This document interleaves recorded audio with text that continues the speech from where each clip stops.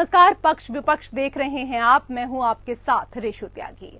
दिल्ली से अपनी सियासी पारी शुरू करने वाली आम आदमी पार्टी अब एक राष्ट्रीय पार्टी बन गई है। 4 राज्यों में अपना वजूद स्थापित करने के बाद अब चुनाव आयोग ने आपको राष्ट्रीय पार्टी का दर्जा दे दिया है। ये इसलिए भी मायने रखता है क्योंकि आपने पंजाब में तो सरकार बना ली, गुजरात, गोवा, हिमाचल और अन्य कई राज्यों में भी अपनी सियासी उपस्थिति दर्ज करवानी शुरू कर दी। बीजेपी, कांग्रेस और तृणमूल कांग्रेस के बाद चौथे नंबर की पार्टी है जिसके देश में सबसे ज्यादा विधायक हैं। दिल्ली और पंजाब में सरकार है, एमसीडी पर भी कब्जा हो गया है। गुजरात और गोवा में पार्टी की एंट्री हो चुकी है। राज्यसभा में चौथे नंबर की पार्टी है। अब जब 10 राज्यों में विधानसभा चुनाव होने हैं तो आपको राष्ट्रीय पार्टी का दर्जा मिलना विस्तार के प्लान को और मजबूती देगा। क्या आपका राष्ट्रीय दल बनना दूसरे दलों के लिए मुसीबत का सबब बनेगा? क्या वो इसे चुनौती के रूप में देखते हैं? बीजेपी का क्या नजरिया है? क्योंकि कई बीजेपी शासित राज्यों में आपसे टक्कर है तो कई राज्यों में आप नई पारी भी खेल सकती है।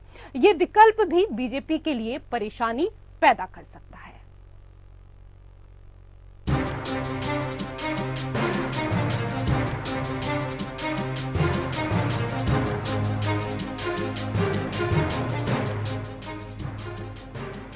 कौन कहता है आसमां में सुराख नहीं हो सकता, एक पत्थर तो तबीयत से उछालो यारों। इस कहावत को आम आदमी पार्टी ने चरितार्थ कर दिखाया है।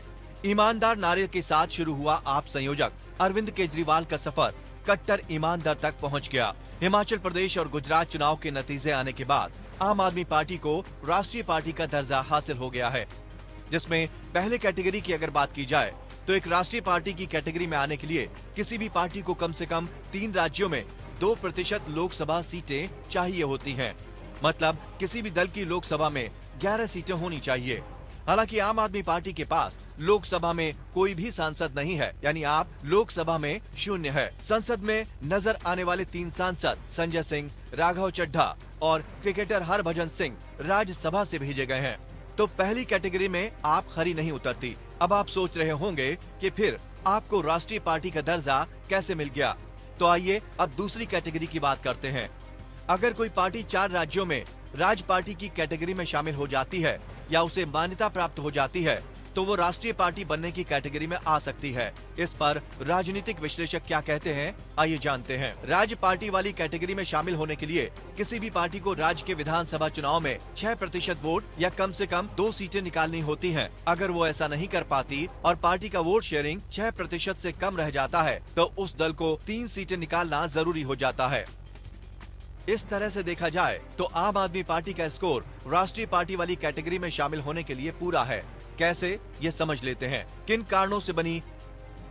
दरअसल दिल्ली में पूर्ण बहुमत की सरकार, पंजाब में भारी जनादेश मिलने के बाद सरकार, इन 2 राज्यों में आम आदमी पार्टी की सरकार बन चुकी है। आपने गोवा में 6% वोट शेयर हासिल किया, जो 2 सीटें जीतने वाली बात को भी पूरा करता है। इसके बाद गुजरात का प्रदर्शन, यहाँ पार्टी ने 12.92% वोट शेयर लिया है। मतलब साफ है कि आम आदमी पार्टी राष्ट्रीय पार्टी का दर्जा प्राप्त करने के लिए सारे मानदंडों को पूरा करती है। हालांकि यहाँ तक पहुँचने के लिए आम आदमी पार्टी को कई चुनौतियों का सामना करना पड़ा।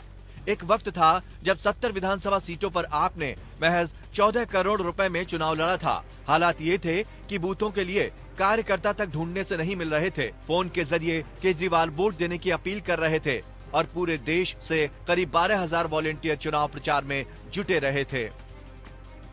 हालांकि आम आदमी पार्टी के नेता इन दिनों काफी खुश नजर आ रहे हैं। आम आदमी पार्टी के गठन की आधिकारिक घोषणा 26 नवंबर 2012 को भारतीय संविधान अधिनियम की 63वीं वर्षगांठ के मौके पर जंतर मंतर दिल्ली में की गई थी। वर्ष 2011 में इंडिया अगेंस्ट करप्शन नामक संगठन ने अन्ना हजारे के नेतृत्व में हुए जन लोकपाल आंदोलन के दौरान भारतीय राजनीतिक दलों द्वारा जनहित की उपेक्षा के खिलाफ आवाज उठाई थी। अन्ना भ्रष्टाचार विरोधी जन लोकपाल आंदोलन को राजनीति से अलग रखना चाहते थे, जबकि अरविंद केजरीवाल और उनके सहयोगियों की राय ये थी कि पार्टी बनाकर चुनाव लड़ा जाए। इसी उद्देश्य के साथ पार्टी पहली बार दिसंबर 2013 में दिल्ली विधानसभा चुनाव में झाड़ू चुनाव चिन्ह के साथ चुनावी मैदान में उतरी। पार्टी ने चुनाव में 28 सीटों पर जीत दर्ज की थी और कांग्रेस के समर्थन से दिल्ली में सरकार बनाई थी। अरविंद केजरीवाल ने 28 दिसंबर 2013 को दिल्ली के 7वें मुख्यमंत्री के पद की शपथ ली थी। हालांकि अब आगे का सफर पार्टी, उसके वरिष्ठ नेताओं और कार्यकर्ताओं के लिए और चैलेंजिंग साबित होने जा रहा है, क्योंकि आगामी 9 राज्यों में विधानसभा चुनाव होने हैं और 2024 का लोकसभा चुनाव भी नजदीक आ रहा है। Bureau report, APN. तो राष्ट्रीय पार्टी बन गई है आम आदमी पार्टी, किसका करेगी अब सुपड़ा साफ? इसी को लेकर हम करेंगे चर्चा और चर्चा करने के लिए दो खास मेहमान इस वक्त हमारे साथ पैनल में मौजूद हैं। हमारे साथ आर.के. मिश्रा जी, प्रवक्ता बीजेपी, जुड़ चुके हैं और इसके साथ ही हमारे साथ आम आदमी पार्टी से प्रवक्ता रमेश श्रीवास्तव जी जुड़ चुके हैं। आप दोनों का बहुत बहुत स्वागत हमारे खास कार्यक्रम में। आप दोनों को नववर्ष की हार्दिक शुभकामनाएं। धन्यवाद, आपको भी, आपके चैनल को भी। जी, आपको भी बहुत बहुत शुभकामनाएं। जी श्रीवास्तव जी, आपके लिए 2022 मील का पत्थर साबित हुआ है। आपकी पार्टी ने राष्ट्रीय स्तर पर मान्यता प्राप्त करने के मानदंड पूरे कर लिए हैं। राष्ट्रीय पार्टी बनने पर आपको बहुत बधाई। अब आगे की रणनीति क्या रहेगी? नजर इस साल होने वाले 10 राज्यों के चुनावों पर या सीधा फोकस 2024? देखिए, ऐसा है कि एक राजनीतिक पार्टी हम लोग, तो चुनाव लड़ना तो हमारा धर्म है। तो जो भी आगे चुनाव आएंगे उसमें पार्टी की सांगठनिक क्षमता को देखते हुए कहाँ चुनाव लड़ना है और कौन सा चुनाव नहीं लड़ना है, इसका फैसला किया जाएगा। बहरहाल, जहां तक आपने कहा कि मील का पत्थर साबित हुआ, उसके लिए आपको धन्यवाद। देश की जनता के प्रति हम लोग नतमस्तक हैं कि देश की जनता ने हमें आज इस लायक बनाया है और हम जिस जज्बे के साथ अभी तक जनता की सेवा करते चले आए हैं, उसी जज्बे के साथ आगे भी जनता की सेवा अन्य जगहों पर भी करते रहेंगे जहां जहां हमें स्वीकार्यता मिलती चली जा रही है। और आपने कहा कि आप किसको रिप्लेस करेंगे। देखिए, हम किसी को रिप्लेस करने वाली बात नहीं करते। हम जनता के सामने अपना एक मॉडल रखते हैं कि भाई ये मॉडल हमारा है, इस तरह से हम आपको सरकार देंगे, इस तरह से हम आपकी सेवा करेंगे। अगर आपको ये ठीक लगता है तो आप हमें अपना मतदान करिए। अब इसमें हम किसी को रिप्लेस करने वाली बात नहीं करते। 70 साल से तो यही चल रहा है, अभी ये पार्टी तभी वो पार्टी, अभी ये पार्टी तभी वो पार्टी। लेकिन हमारा देश किसी भी एक मामले में, राजनीतिक, सामाजिक, आर्थिक, किसी भी एक मामले में दुनिया की नंबर 1 ताकत नहीं बन पाया। अब अरविंद केजरीवाल जी ने, अभी जब वो विपासना से लौटे हैं, उन्होंने साफ कहा है कि मैं एक नई ऊर्जा लेकर के यहाँ से जा रहा हूँ और अब एक नई ऊर्जा, एक नए विजन से देश के लिए काम करूंगा। और हम लोग पूरी पार्टी उनके साथ कंधे से कंधा मिला करके संघर्ष करने में आगे रहेगी।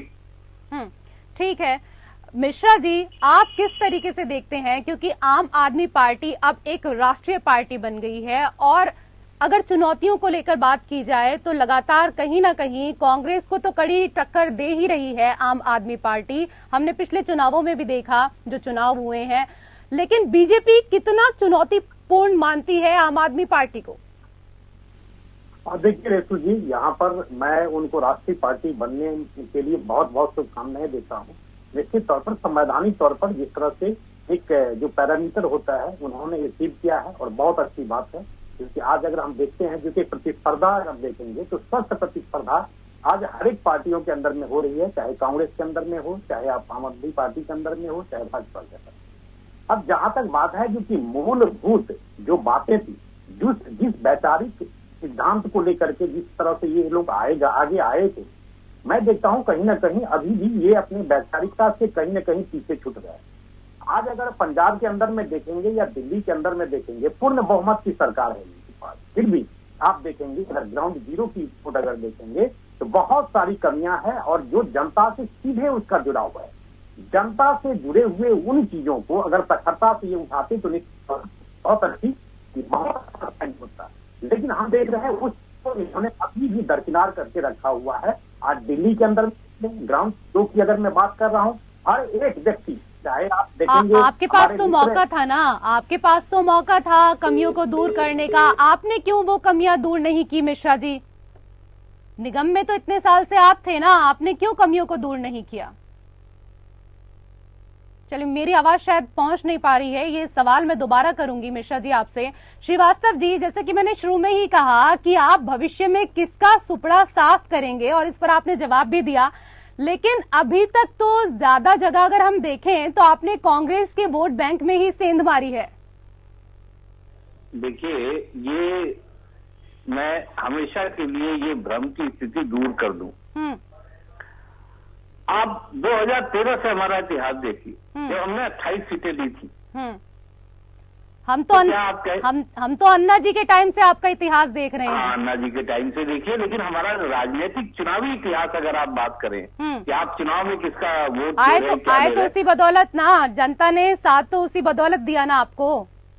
हम किसी पार्टी का वोट नहीं काट रहे, बल्कि हम जनता में जो मतदाता हैं उनका जन जागरण करके एक नया मतदाता वर्ग तैयार कर रहे हैं, जो मतदाता वर्ग अब सरकारों से उनकी जवाबदेही चाहता है।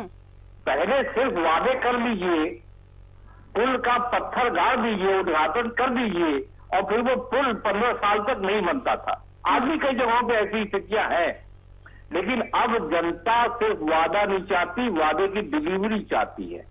हमने लोगों को डिलीवर किया है और लोगों को ये सवाल पूछना सिखाया है कि आप उनके कामों का हिसाब दो।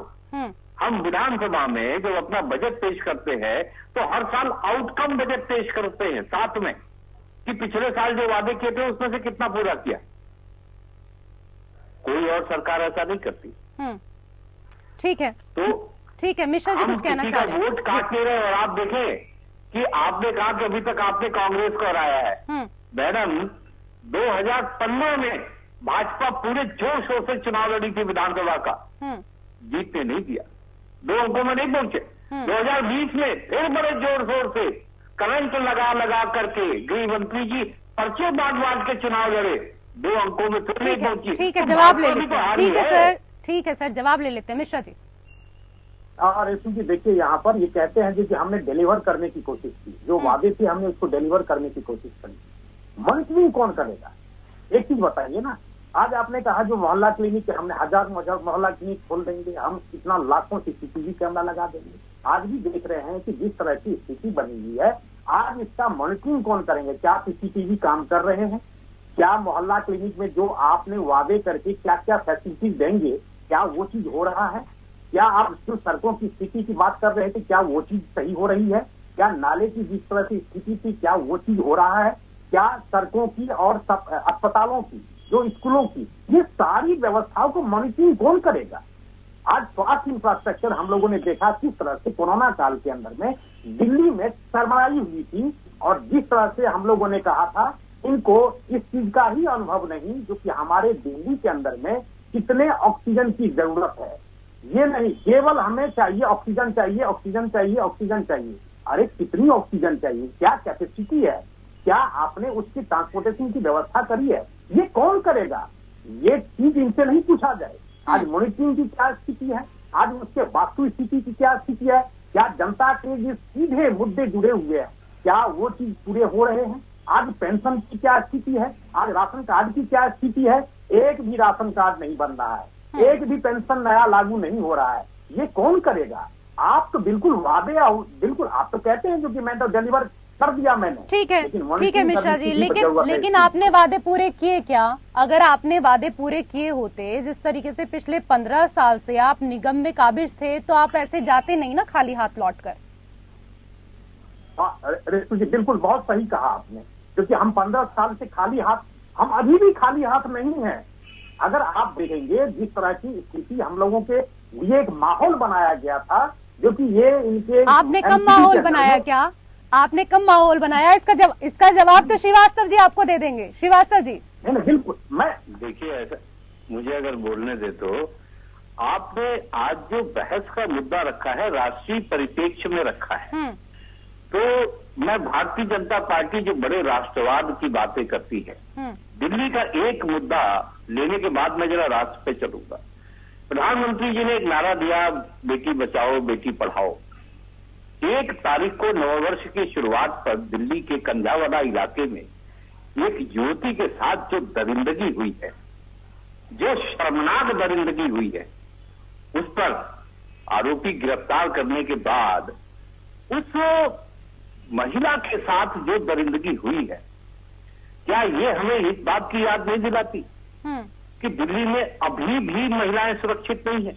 और गृह मंत्री जी यूपी जाके तारीफ कर आए कि जी सारे अपराधी तो भाग गए प्रदेश छोड़ करके।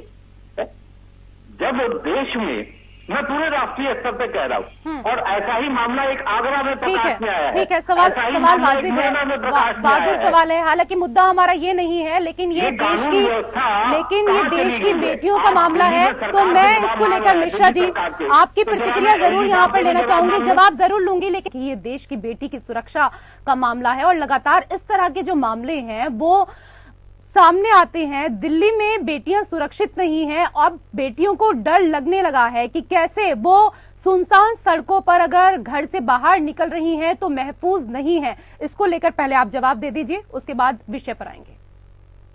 बिल्कुल बिल्कुल ऋतु जी, जिस तरह से ये घटना घटी है अपराधियों की और संवेदनशीलता दिखाती है। मैं इस पर कोई राजनीति नहीं करूंगा। आज देश का एक आम नागरिक की बात हो या हमारी माता बहनों की सुरक्षा को लेकर के बात हो, निश्चित तौर पर जिस तरह की घटना घटी है और उसके संदर्भ में मैं ये चीज जरूर कहना चाहूंगा, क्योंकि जिसकी भी अकाउंटेबिलिटी है ये तो तय होनी चाहिए। आज अगर जिस तरह से स्थिति ये बनी, बिल्कुल बहुत ही डरावना है। और मैं इस चीज को कभी भी, मैं आपको फेवरेबल कोई बात नहीं करूंगा। अगर हमारी अकाउंटेबिलिटी है तो हमारी अकाउंटेबिलिटी भी तय होनी चाहिए। इसी तरह से इस मामले के ऊपर में, इस संदर्भ में कोई भी राजनीतिकरण नहीं होना चाहिए। आज आम आदमी पार्टी हो या कांग्रेस हो, मैं कहता हूं ऐसे संवेदनशील मामले के ऊपर में निश्चित तौर पर आप राजनीति न करें, बल्कि आप वो प्रश्न उठाएं, निश्चित तौर पर उठाएं जो सार्थक हो और इस विषय की गंभीरता को समझें।